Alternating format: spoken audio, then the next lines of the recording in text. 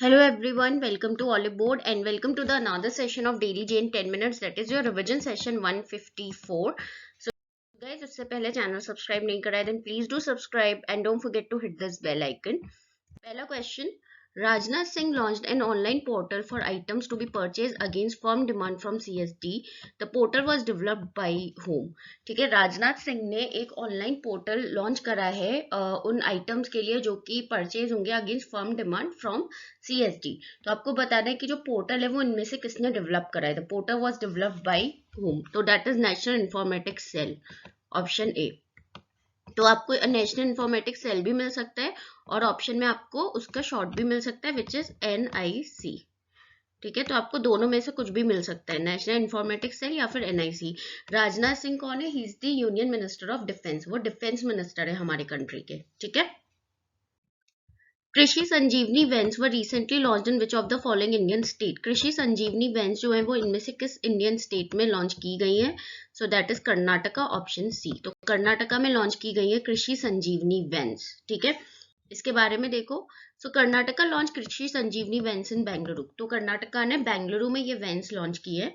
These vans will reach out to agriculture fields to test soil, water and suggest remedies for pest control to improve yield. तो ये जो vans होंगी ये agriculture fields पे, मतलब इनको एग्रीकल्चर फील्ड्स पे भेजा जाएगा जहाँ पे वो सॉइल को टेस्ट करेंगी, वाटर हो गया, और जो पेस्ट कंट्रोल मतलब रेमेडीज है पेस्ट को कंट्रोल करने के लिए जिससे ईल्ड इंप्रूव होगी. अगर पेस्ट कंट्रोल होगा तो उससे ईल्ड इंप्रूव होगी, तो उसके लिए रेमेडीज सजेस्ट करेंगी.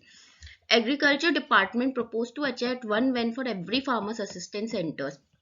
तो जो एग्रीकल्चर डिपार्टमेंट है उसने प्रपोज करा है कि वो एक वैन अटैच करेगा हर फार्मर असिस्टेंट सेंटर पे, मतलब हर फार्मर असिस्टेंट सेंटर पे एक वैन होगी. The department receive central assistance under national कृषि विकास योजना. वेरी इंपॉर्टेंट, जो डिपार्टमेंट है एग्रीकल्चर डिपार्टमेंट, उसको जो सेंट्रल असिस्टेंस मिला है वो मिला है किसके अंदर? नेशनल कृषि विकास योजना के अंदर. तो यहाँ पे NKVY भी आ सकता है. तो आइदर इट इज NKVY और नेशनल कृषि विकास योजना. तो कुछ भी आपको आ सकता है. तो दोनों चीजें याद रखना, फुल फॉर्म भी और शॉर्ट फॉर्म भी. The CEO of National Reconstruction Authority handed over a check of 306 million for reconstruction of educational institutions in which of the following countries. तो जो CEO है चीफ एग्जीक्यूटिव ऑफिसर NRA के, that is national reconstruction authority, जिसको short में NRA बोलते हैं, उसने hand over करा है चेक 306 मिलियन का. ठीक है, एजुकेशनल इंस्टीट्यूशंस को रिकंस्ट्रक्ट करने के लिए किस कंट्री के एजुकेशनल इंस्टीट्यूशन को रिकंस्ट्रक्ट मतलब फिर से कंस्ट्रक्ट करने के लिए. So that is Nepal. ठीक है, नेपाल की जो वो है कैपिटल है दैट इज काठमांडू, याद रखना. और that is 306 million. It's not 306 million dollar. So the just don't get confused in these two terms, 306 million और 306 मिलियन डॉलर्स. ठीक है. The Reserve Bank of India recently announced to conduct variable rate reverse repo auction for a notified amount of how much rupees. तो RBI ने हाल ही में announce करा है कि वो कंडक्ट करेगा variable rate reverse repo option. कितने अमाउंट का? For a notified amount of how much rupees? So that is 2 lakh crore. तो वो करेगा ऑप्शन सी 2 लाख करोड़ का, 2 lakh crore. Guys as you can see ये क्वेश्चन हम पहले भी डिस्कस कर चुके हैं, और अगर आपने मेरे पुराने सेशन देखे होंगे तो आपको लग रहा होगा कि these are all the repetitive. देखो, we are doing revision session. ठीक है, हम अगर हर सेशन में नए नए क्वेश्चन लेते रहेंगे तो वैसे हम हर सेशन में जनरली नए क्वेश्चन ही लेते हैं, बट ज्यादा नए लेते रहेंगे हर सेशन में तो आपका पुराना रिवाइज नहीं हो पाएगा.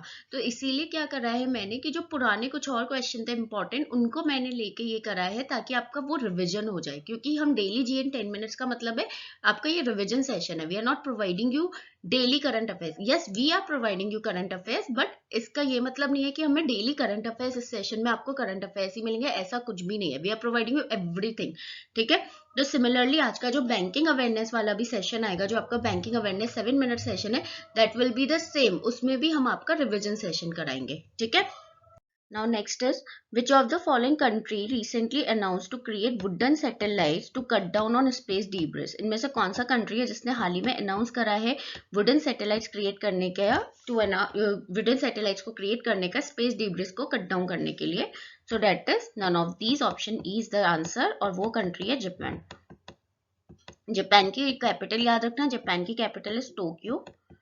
TOKYO, Tokyo is the capital of Japan और जापान की करेंसी है जापानीज येन, YEN, ठीक है, this is the currency and this is the capital.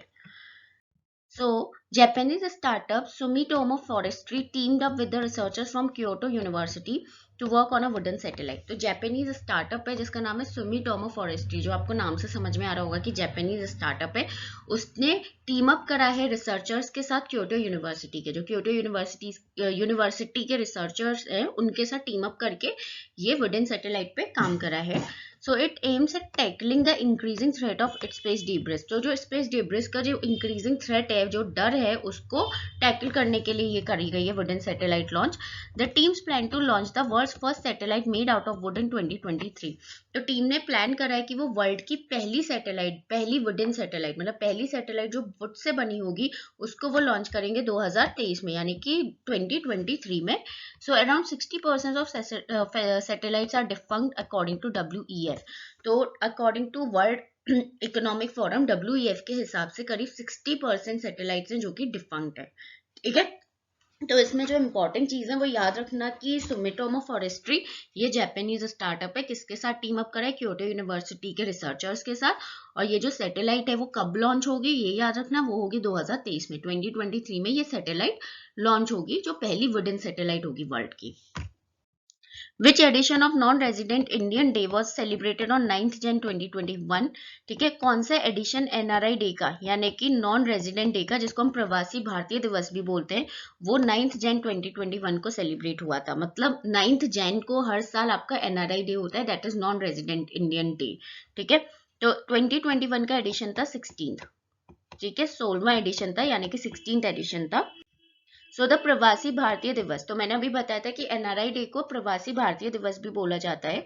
It is held in the country every year to sustain and nurture the symbiotic relationship between India and its diaspora and to address the development challenges that the country faces.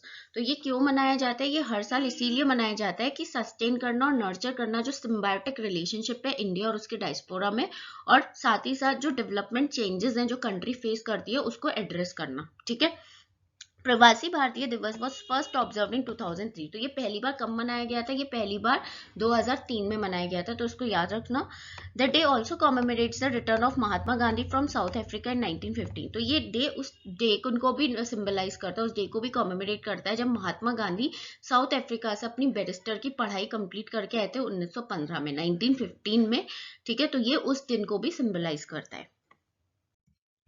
Indian Renewable Energy Development Agency Limited recently signed an MOU with which organization for providing its technical expertise in developing renewable energy projects. तो Indian Renewable Energy Development Agency जैसे वो हो गया आपका IREDA, short में है IREDA.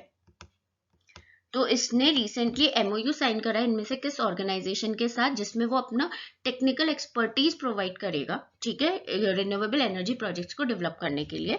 So that is NHPC, option B,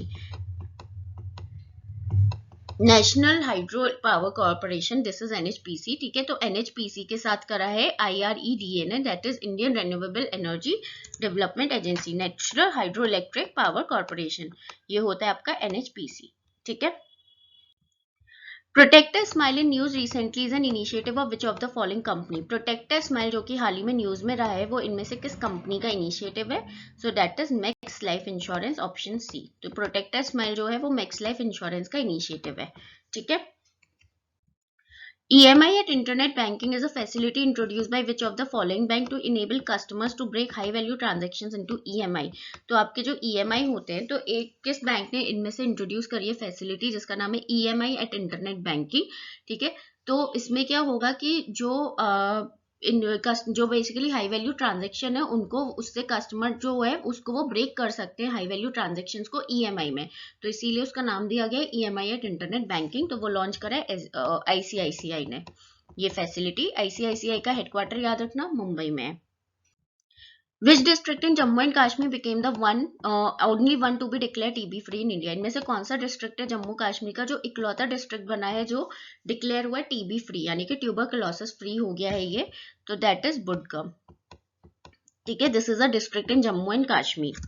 so this is the only district in India that has achieve 80% reduction in cases of tuberculosis. तो इकलौता डिस्ट्रिक्ट है इंडिया में जिसने 80% रिडक्शन, 80% मतलब उसने केसेस जो है रिडक्शन वो अचीव कर लिया है ट्यूबरक्लोसिस के, टीबी के केसेस में। ठीक है, so guys, here we are done with your daily Jane 10-minute session. Hit the like button if you like the video. Don't forget to share with your friends and do subscribe our channel.